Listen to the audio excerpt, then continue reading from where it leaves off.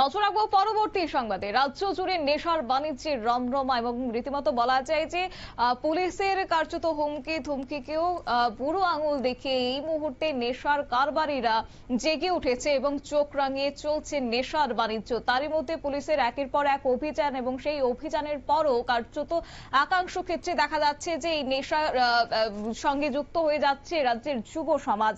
তারই মধ্যে অটো দিয়ে শহরের বিভিন্ন জায়গায় চলছে ব্রাউন সুগার বিক্রি এবং সেই অটো দিয়ে ব্রাউন সুগার বিক্রির সময় হাতে নাতে ধরা পড়েছেন 3 যুবক এবং তাদের কাছ থেকে একটি অটো এবং ব্রাউন সুগার উদ্ধার করা হয়েছে। যে বিষয় নিয়ে কার্যত জানিয়েছেন এসডিপিও দেবপ্রসাদ রায় এবং আজকে অভিযানে উপস্থিত ছিলেন পূর্ব আগরতলা থানার ইনচার্জ রানা চ্যাটার্জি।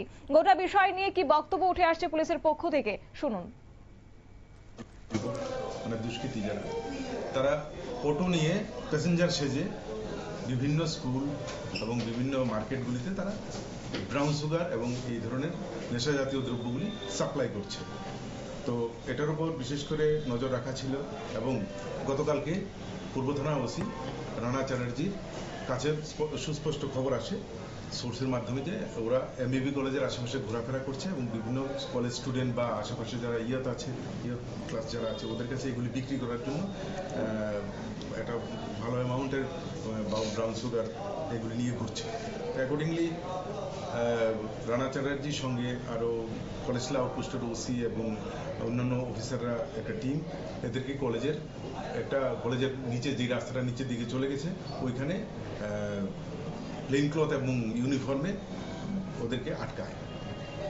তো আটকানোর পর ওদের কাছ থেকে টোটাল 3 জনকে অ্যারেস্ট করা হয়েছে, মানে আটক করা হয়েছে। প্রথমে একটা মিঠুন রায়, বিবেক রায় এবং রাজীব বিশ্বাস। এদের বাড়ি যথাক্রমে একজনের বাড়ি হচ্ছে কাটাশৌলা, 2 জন কাটাশৌলা আর একজন রানীবাজার।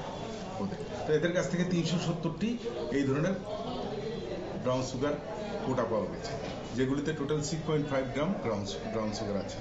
এদের কাছে মোবাইল এবং ক্যাশ টাকা এবং যে অটো গাড়িটি ব্যবহার করে সেই অটো গাড়িটিকেও সিজ করা হয়েছে এবং এদেরকে আজকে কোর্টে প্রেরণ করা হবে এবং এদের কাছ থেকে আরো বিস্তারিত যদি আরো কেউ এদের গ্যাংয়ে জড়িত থাকে এদেরকেও অ্যারেস্ট করা হবে। আচ্ছা, এটা ধরেছেন এটা তাদেরই না অন্য কারো? এটা তাদেরই গাড়ি। আচ্ছা, এই যে মানে অটো দিয়ে বা বাইক দিয়ে ব্যবসা করছে, বাইকটা বন্ধ হওয়াটাই এই অটো নিয়ে শুরু হয়েছে। বাইকে তো আমরা এর আগে অনেকজনকে অ্যারেস্ট করেছি যারা বাইক দিয়ে ঘুরে ঘুরে বিক্রি করে। এটা এখন নেই, আর এখন এই নতুন পন্থা ওরা অবলম্বন করেছিল, এটা আমরা ধরতে সক্ষম হয়েছি। দেখা যাচ্ছে মানে আগরতলার বাইরে থেকে, মানে রানীবাজার জিরাইনার থেকে এসে ব্যবসা করছে। মানে কি কারণে ব্যবসাটা করছে, মানে তাদেরকে জিজ্ঞাসাবাদে কিছু দেখুন, এদের জিজ্ঞাসাবাদ ব্যবসা তো ব্যবসায়ী কোনো একটা থাকবে, কেউ মানে স্পষ্ট ভাবে এটার উপর জিজ্ঞাসাবাদ করবো। এবার আমরা বাজার মূল্য কত হয়েছে? 1 লাখ 1.5 লাখ টাকা তো হবেই। কিছুদিন আগে একটা টিম রানা করেছিল বিভিন্ন জায়গায়, তাও নেশা কারবারির বড় বড় সেই বিষয়টাও কি মানে এদের সঙ্গে কোনো জায়গায় জড়িত আছে বলতে কিছু? ইডির ব্যাপারটা তো আমরা বলতে পারি না। আপনাদের যে যাদেরকে ধরছেন তাদের সঙ্গে কি তাদের কোনো লিঙ্ক বা অনেকগুলো আগেও তো অনেকগুলো আপনারা রিকভারি করেছেন, এরকম কিছু কি পাওয়া গেছে কারোর সাথে? লিঙ্ক পাওয়া গেলে আপনারা সেটা দেখবেন, আপনারা জানবেন, দেখবেনই তো।